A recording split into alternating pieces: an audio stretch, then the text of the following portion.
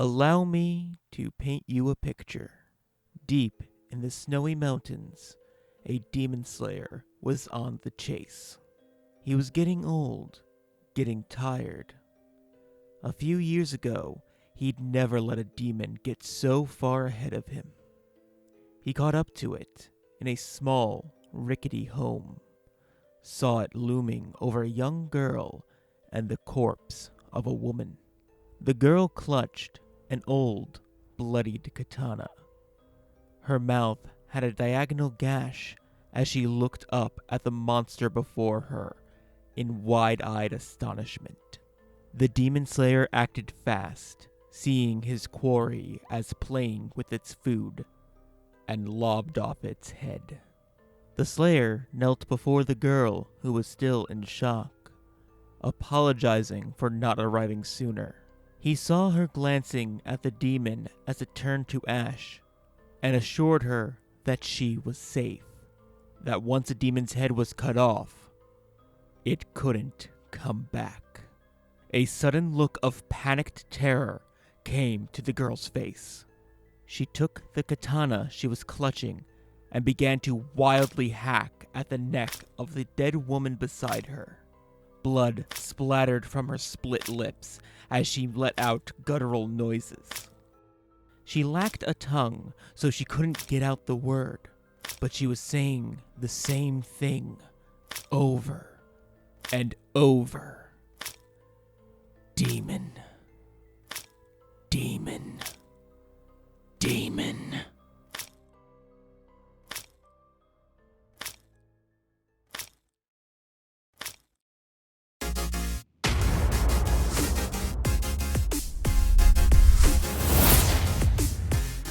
Hello everyone, welcome to the Anime Pod. I'm Brian, your host, and today I am going to be talking about my Demon Slayer character, Michi. Now, Michi's art is done by Atomic 52, and they did a great job.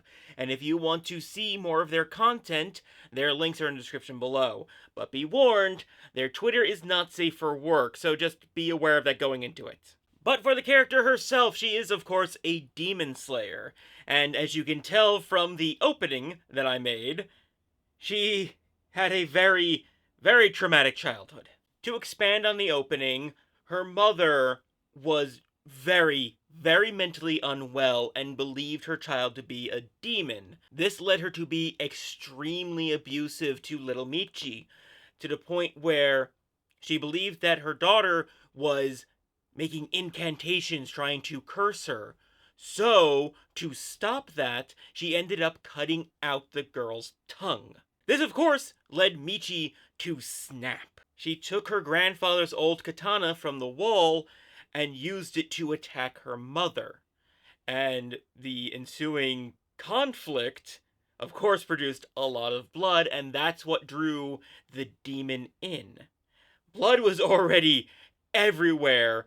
The mother was already dead by the time the demon got there, and was just kind of a bit shocked seeing this.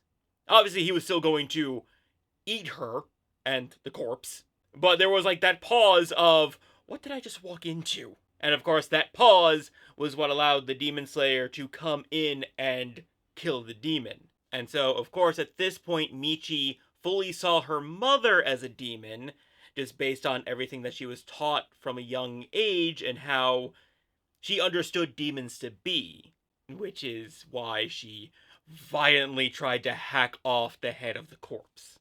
But after all of that, the demon slayer did decide to take Michi in and train her to be a demon slayer, because you gotta take that trauma and do something with it. Note, that is not a healthy outlook to go for. Do not just take your trauma and put it into violence. It's not good. But it's what happened here. And so the breathing technique that she learned was the fan-favorite, fan-made frost breathing, or ice breathing, however you want to say it. I prefer frost breathing. And I really do mean this is a fan-favorite breathing technique. I think it's like the #1 fan-made technique, and it's very confusing as to why it wasn't in the original Demon Slayer. I mean, ice abilities is just common, like so common in anime. So why was it in here?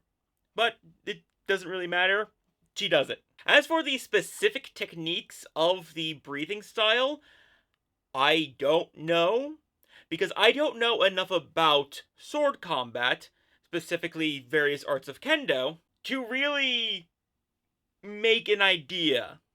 Like, I can rattle off a bunch of things that I think would be cool, but while Demon Slayer is obviously fantastical, they do have that, like, bottom layer, the foundation of real sword techniques, that they just add this sort of magic to it. I mean, it's not literal magic, but it basically is magic.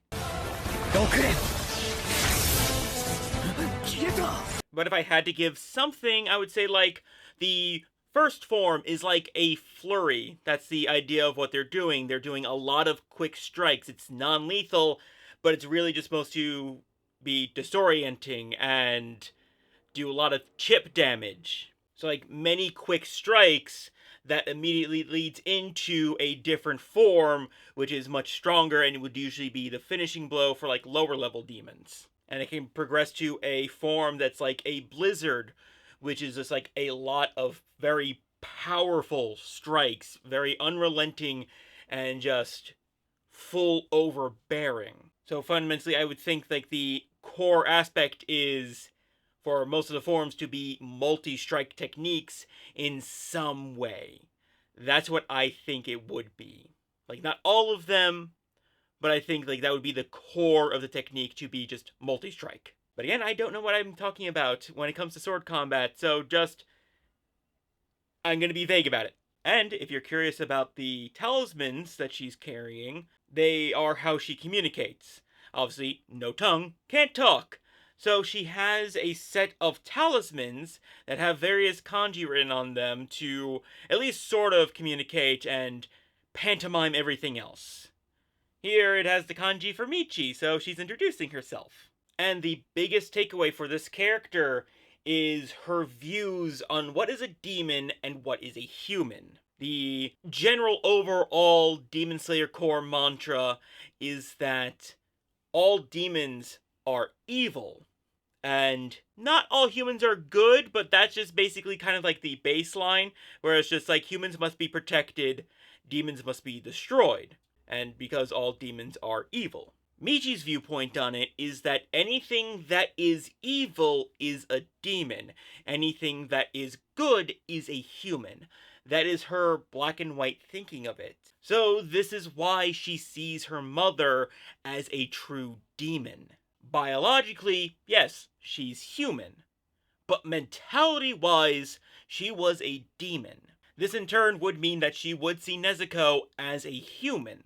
She would not think to classify Nezuko as a demon just because of the quality of her character. This, of course, would lead to many disagreements with other Demon Slayer core members, and a lot of butting heads, which is a good thing that she stays in the mountains that she grew up in, because not a lot of things happen there. But she's kind of just like mentally trapped there. She can't leave there. It's like she's a vengeful spirit that hasn't died yet. But yeah, no, she would straight up kill a human person that she deemed as evil, as if she was hunting a demon.